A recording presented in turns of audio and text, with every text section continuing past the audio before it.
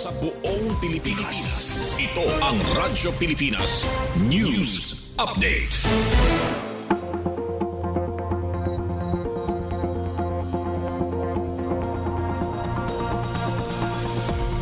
Oras sa bugos nga Pilipinas, 1:57 p.m. Maupay nga kulop sa aton nga tanan, adiyan aton mga balita sa yana nga pangurason. Municipal Nutrition Council San Gandara Samar maskin papabaskog ang mga programa sa nutrisyon ngan panlawas. Pamatian tan detalye matikang kan Suzat Pretensyo. Radyo Pilipinas Report. Nagdumara ang Municipal Nutrition Committee o MNC kaupod ang Local Health Board ng Municipal Project Management Office san bungto san Gandara Samar sa nira first quarter meeting nga gintambungan san mga miyembro san committee ngan iba pa nga key stakeholders san bungto. Sa meeting, ginpresentar ang katapusan nga report ngan paggamit sa World Food Program performance-based Grant Tranche 2 nga pondo nga gingamit para suportahan ang magkadurdilain nga nutrisyon ngan health intervention sa komunidad. Ginto kibliwat ang mga updates may kalabutan sa pag-integrate ngan implementasyon sa Integrated Supportive Supervision and Mentoring o ISSM nga nagtutuyo maghatag sa mas sistematiko nga pag-monitor ngan pag-maintenar sa kalidad sa serbisyo sa barangay level. Gindiskusyonan gihapon ang iba pa nga deliverables sa Philippine Multi-Sectoral Nutrition Project o PMNP ngan iba pa nga issue nga kinahanglan tagan sa naksyon agud masiguro ang epektibo nga pagpadayon sa mga programa. Pinaagi san sining aktibidad, mas napabaskog ang koordinasyon san magkadurdilain nga ahensya san gobyerno lokal.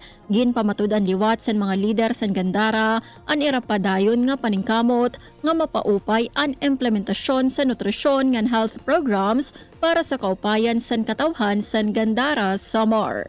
Para sa Bagong Pilipinas, Suzette Pretensyo, Radyo Pilipinas, Radyo Publiko, Kalbayog. Kahisando Irrigators Association sa Calbiga Samar nagdumara consultative meeting para pag-andam sa ikaduha nga cropping season sa Humay. Pamatian tan detalye sa pagbalik ni Suzette Pretensyo. Radyo Pilipinas Report. Nagdumara sa consultative meeting ang mga miyembro sa Kahisando Irrigators Association nga ginkokomponer sa mga parag-uma, ikang sa Kalingunan, Hitaasan ngan San Ignacio, agud hisgutan ang kamutangan sa ikaduha nga cropping season sa Humay. Sa nasabi nga meeting, ginrepaso ang ginlalauman nga kadamo san ani, gin-identify ang mga hagit nga ginatubang sa uma, ngan ginpamatian ang mga isyu ngan kabaraka sa mga parag-uma. Nagin plataporma liwat ini para ipresentar ngan pabaskugon ang mga inisyatibo nga magtatagamtam sa pagbaton sa ira mga panginahanglan ngan pagpauswag sa produksyon sa bugos nga asosasyon. Pinaagi sa abyerto nga pag-istorya ngan kolaborasyon, nagbulig ang National Irrigation Authority ngan ang LGU sa pagpasarig sa padayon nga suporta sa mga parag-uma.